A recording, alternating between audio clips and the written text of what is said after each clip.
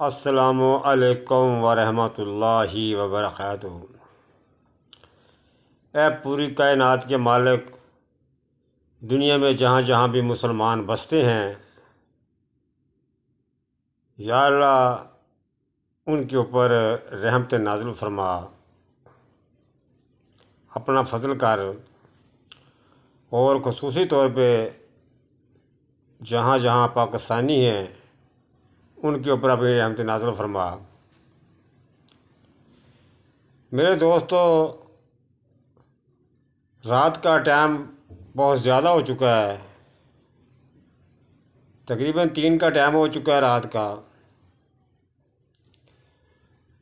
करवटें बदलता रहा, नींद नहीं आ रही थी। सोच ये रहा था कि ये मेरा प्यारा वतन, जिसको हमारे बुज़ुर्गों ने लाखों जानों की कुर्बानियाँ दी, उसको हासिल किया, और हमें इसकी कदर नहीं है। हम इसकी कदर नहीं कर रहे, हम इसको लूट रहे हैं, इसको खा रहे हैं। हम इसके साथ क्या कर रहे हैं, हमें इसकी कोई कदर नहीं है, क्योंकि हमने खुद कुर्बानी नहीं दी। तो जिन्होंने कुर्बानियाँ दी हैं तो उनसे पूछें।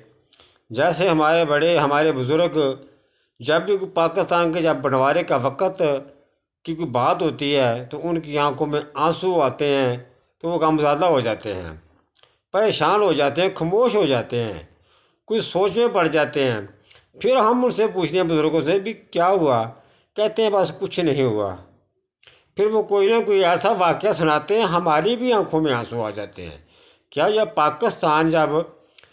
पाकिस्तान और हिंदुस्तान का जब बंटवारा हुआ तो हमारे बड़ों के साथ इतने जुल्म हुए, और हम कितने नालायक, गिरे हुए इंसान, जलील हैं। हम पाकिस्तान के साथ ये सलूक कर रहे हैं, हम इसको लूट के खा रहे हैं।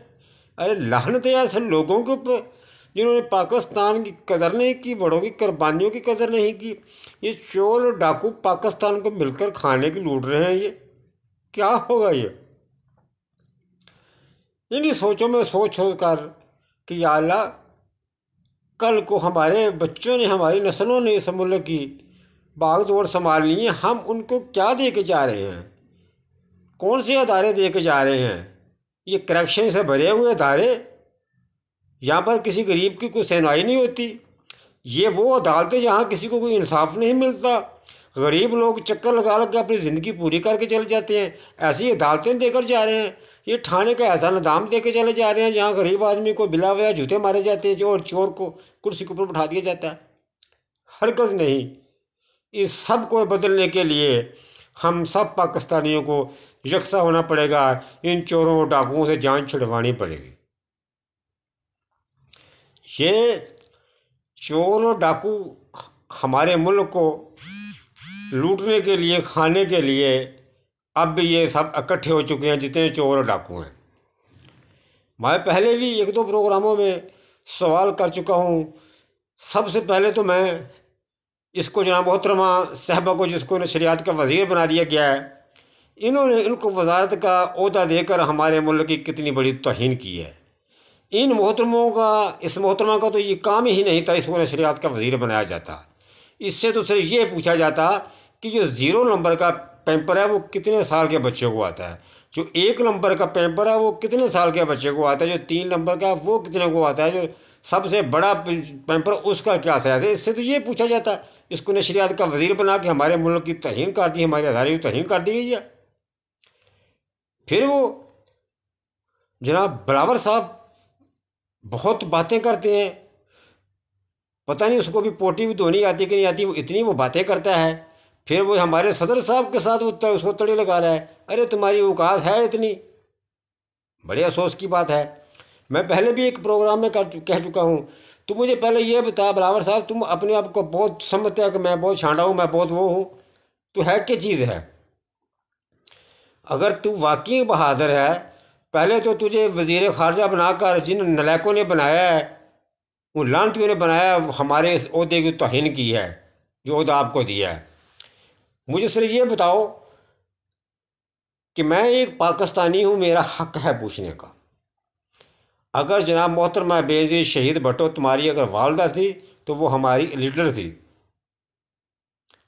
हम जब वो कराची में कभी जलसे जुलूस के लिए आती थी हम उनके पीछे जाया करते थे, हमारी वो लीडर थी। अगर तू वाकई इस काबिल है तो ये बता कि कराची के अंदर बब्बर शेर, मैं उसको बब्बर शेर कहता हूँ, वो बब्बर शेर था। मुर्तज़ा भुट्टो तुम्हारा मामू जो था, जो बब्बर शेर था, उसको कराची में कत्ल किया नहीं गया, उसको कत्ल करवाया गया है। उसको किसने कत्ल करवाया है तू पता लगा सके।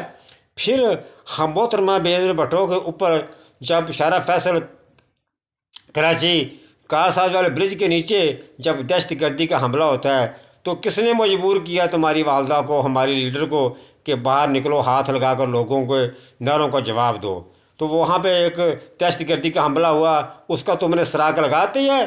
तू अपने आप को बहुत बहादुर समझता है, तू है क्या चीज़ है, पता किया कहाँ। फिर मोहतरमा हमारी लीडर को वहाँ पे शहीद कर दिया जाता है। तुमने आज तक पता लगवाया कि किसी ने शहीद किया है। फिर तू आके वो मैं पंजाबी की एक मिसाल दे रहा हूँ, सुनने वाले अगर बुरा लगे मैं माजर चाहता हूँ। असि पंजाबी कहने कि तेरी बोंड में गूं नहीं है, कहते कामों इशारे करने आते आए खा लो, तेरी उतनी औकात नहीं है जितनी तू बातें करता है। फिर तू आ जाए कहता है जी बस जी सबसे बड़ा इंतकाम जो है वो जमहूरियत है, इसलिए कहता है कि तुम्हारे से होते ही कुछ नहीं है, तो ये मिसालें दे देता है तू। बड़े दुख की बात है, क्या हम करके जा रहे हैं, क्या निज़ाम बना कर जा रहे हैं हम लोग। फिर मीडिया के ऊपर आके पाबंदियाँ लगा दी जाती हैं। वो कौन से सहाफ़ी होते हैं जो अदारों के इशारों पर चलते हैं। सहाफ़ी सिर्फ वो होता है जो या ज़ात आना और अच्छी और सच्ची बात को सामने लाता है।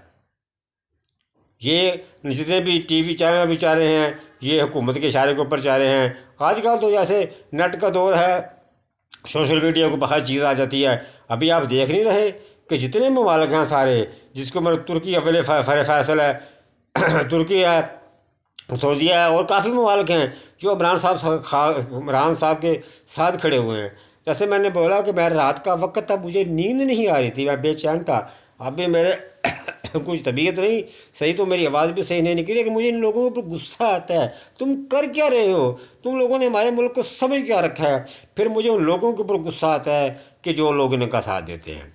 इनकी वो एक मोहतरमा शीरी रहमाना साहब आती है, वो चाहे जितने लोगों में खड़ी हो, मैंने नहीं उसको देखा कभी उसने अपना सारी डाक लिया हो, माशाल्लाह उसके बाल ही सीधे नहीं होते, उसका चश्मा उसके बाल की भी ज़िंदगी में शीशे कभी सीधे नहीं हुए। कभी वो चश्मा अपना सीधा कर रही होती है, कभी अपने बाल संभाल रही होती है। कभी उसने नहीं सोचा कि मैं एक मुसलमान खातून हूँ, मैं अगर मर्दों में खड़ी हूँ, मुझे किस तरह से खड़े होना है। इनकी मैं क्या क्या बातें बताऊँ। जो सिंध में लोग रहने वाले हैं, अगर इनसे इंतकाम लेना चाहते हो, इनको वोट देना बंद कर दो। जब ये वोट नहीं दोगे या जीत कर नहीं आएंगे असेंबली में तो इनकी कोई औकात नहीं है। तुम लोग उनको जूते मार सकते हो, इनसे बदले ले सकते हो तुम लोग, लेकिन तुम लोग हिम्मत ही नहीं करते। बिला वजह खान साहब के ऊपर क्या से क्या इल्ज़ाम लगाते हो। आओ मिलकर अगर अपने मुल्क को बचाना है तो आओ खान साहब का साथ दो। आज मैं एक और बात कह देनी चाहता हूँ सबको जो मेरा प्रोग्राम सुनते हैं। मैं अपने प्रोग्राम में एक और बात कह देनी चाहता हूँ। अगर हम सब मिलकर आज इमरान खान को लाते हैं, अगर इमरान खान साहब अगर अच्छे काम नहीं करेंगे तो हम इमरान खान को छोड़ नहीं सकते। हमें लिख के दे दिया कि ये फिर मुल्क इमरान खान साहब का होगा, लेकिन एक मौका तो दो, इन चोरों से जान तो छुड़वाओ।